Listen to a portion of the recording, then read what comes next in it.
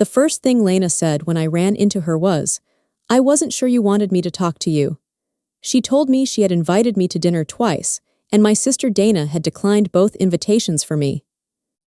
When I confronted Dana, she said she was only protecting my space. Then she asked whether I could finish the guest list for our mother's birthday. I sent her the planning sheet instead. The family RSVP cutoff was in 2 days, and Dana suddenly had 14 unanswered RSVPs to handle herself. Dana called me before I had even driven home. "Why did you send me all of this?" "Because I'm not coordinating Mom's birthday anymore." She went quiet for a second, then said, "Claire, those are completely different things." I asked how. Dana did not deny what she had done with Lena. She reminded me that I had been exhausted, that I had complained about everyone asking questions, and that Lena had been one of several people giving me conflicting advice. "You said you needed people to back off," she said. "I asked you to tell Mom I didn't want questions for a few days. You were barely sleeping. You said you hated having everyone pull you in different directions." That part was true. Then Dana said, "Fine, but Mom's birthday is coming up. Can you at least finish the confirmations? We told everyone to RSVP by Tuesday." That was the contradiction I could not ignore. I was apparently too overwhelmed to decide whether I wanted dinner with my own friend, but still organized enough to manage everyone else's schedules. I told Dana I would come to Mom's birthday as her daughter, but I was done being the organizer while Dana was also deciding who was allowed to communicate with me. I had already sent her everything: the restaurant contact, the confirmed names, the family messages, and my notes. I had hidden nothing. She opened the sheet while we were talking. 14 people still haven't answered. I was going to call them this weekend. The RSVP cutoff is in 2 days. I know, so now I have to do that. Yes. Nothing fell apart. The calls and follow-ups I had planned to make were simply Dana's responsibility now. The reason she had gotten any authority over my messages in the first place was simple. 3 weeks earlier, I had separated from my husband, Adam, after 8 years of marriage. There was no affair or dramatic betrayal. We had been unhappy for a while, and living apart was the first honest thing we had done about it. I told Dana before anyone else and asked for one favor: tell Mom I was okay, but ask her not to question me about the marriage for a few days. Dana did that, and at first I was grateful. She brought groceries, answered Mom, and gave me room to think. Then she quietly expanded, "Give Claire room," into "I know who Claire should talk to." The birthday planning made that expansion visible almost immediately. The next morning, the restaurant emailed me because I was still listed as the family contact. They wanted an updated estimate and asked whether we still needed the private room. I forwarded the message to Dana and copied the restaurant, saying Dana was handling the event now. Dana texted, "You could have just answered them." I wrote back, "I did. I told them who the organizer is." She did not reply. 10 minutes later, the restaurant thanked Dana for taking over the contact. After that, their questions went to her. Lena texted me directly the next day, "Dinner Saturday, your decision this time." I almost said no because I was still tired. Then I almost said yes just to prove Dana wrong. Instead I wrote, "Saturday works." At dinner, Lena asked once about Adam. I said, "I don't want to talk about him tonight." She said, "Okay," and moved on. It was uncomfortable for maybe 3 seconds. Dana had not invented my overwhelm. Answering people myself was harder than letting her block the questions for me, but harder was not the same as impossible.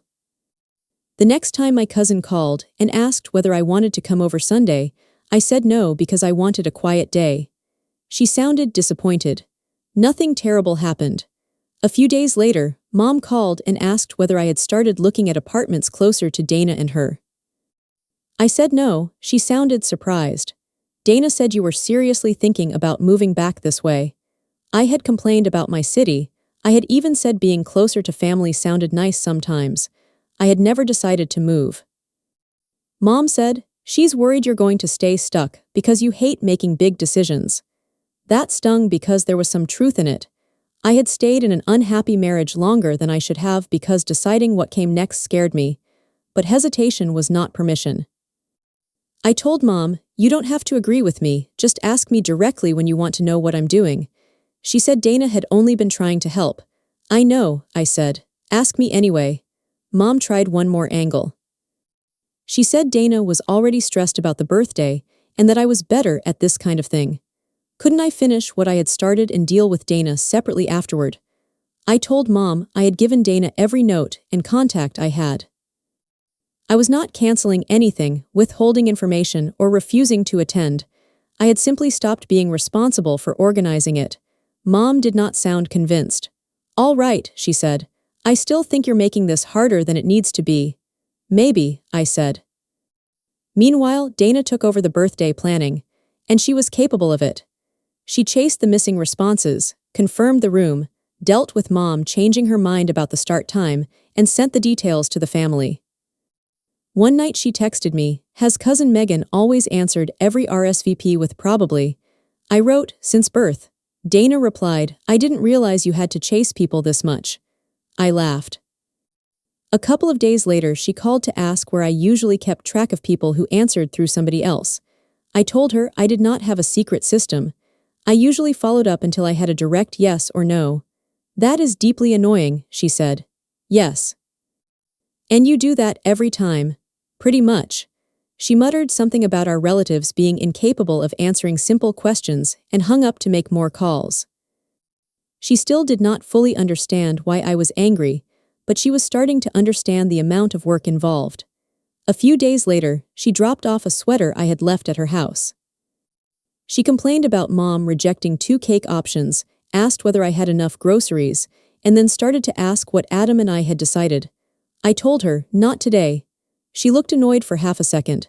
Then she said, "Fine. But if Mom changes the cake again, I'm ordering whatever I want." We talked about cake instead. 5 days before the birthday, Dana called me during lunch and said she had a headcount problem. The family RSVP cutoff had passed, but she had gathered replies through calls, individual texts, and the family group chat. Her sheet showed 34 people as likely coming, while she could only verify 27. Several relatives had told somebody they were coming without ever confirming directly with her. The restaurant needed the guaranteed number the next afternoon. Dana said, "Can you please take the list tonight and straighten it out?" I knew I could. I knew which relatives ignored group messages, who needed a phone call, and which probably meant yes versus maybe. It would have taken me less time than it would take Dana, and because the event was for Mom, I wanted to help. Dana heard me hesitate. "Claire, you're better at this than I am." It was the first time she said it without acting as though my ability to organize things simply came with being part of the family. Then she added, "Mom shouldn't get a smaller party because you're angry with me." I agreed with the first half of that sentence more than the second, so I opened the sheet with her on the phone. I found one problem that was mine. Before I handed over the planning, our Aunt Ruth had confirmed by phone, and I had put that note in the wrong column. I corrected it. "I'll call Ruth tonight and make sure nothing changed," I said. "The rest is yours." Dana was silent. "You could fix the whole thing in an hour, probably. Then why make me spend all night on it? Because helping Mom once is different from taking the organizer job back." Dana exhaled hard. "I was trying to protect you, Claire." "I believe you." That stopped her. I said, "I'm not arguing that you meant to hurt me. I'm saying you started making decisions I never gave you." She did not apologize. She said, "Fine, send me Ruth's answer." So I did. Dana finished the rest herself. She spent that evening making the remaining calls. Megan finally gave her a real answer. One uncle never called back, and Dana stopped treating second-hand maybes as guaranteed seats. By the next afternoon, she had a number she could actually give the restaurant. The final number was 29. The birthday still happened. Mom was happy. The room was full without being crowded. Dana looked tired, but when Mom thanked her for organizing everything, I was glad she got the credit. She had done the work. Near the end of dinner, my cousin sat beside Dana while I was across the table talking to Mom. I heard her ask, "So is Claire moving closer to you guys now?" Dana turned toward me. For a moment, I could see her preparing to answer. Then she stopped. "You should ask Claire." My cousin looked over. "Are you?" "I haven't decided." She nodded and went back to dessert. Nobody commented on it. Dana and I did not either. not long after the birthday, I had to make a decision about my temporary apartment. Instead of moving near Dana because she thought I should, or signing a long lease where I was because staying felt easier, I took a 3-month sublet nearby. It cost a little more and meant I might have to move again. I preferred that inconvenience to pretending I already knew what I wanted. When I told Dana, she said, "That seems inefficient." It is. She gave me a look, but she did not tell Mom my plans before I did. Months later, Adam and I finally decided to end the marriage. I still told Dana before most of the family. She was my sister. Our relationship had changed, but it had not disappeared. We were sitting in her kitchen when I told her. She asked if I was sure. I said yes, then she looked at the phone on the table between us. "Do you want me to tell Mom?" she asked, "or do you want to tell her yourself?" "I'll tell her," Dana nodded. "Okay," and she left the phone where it was.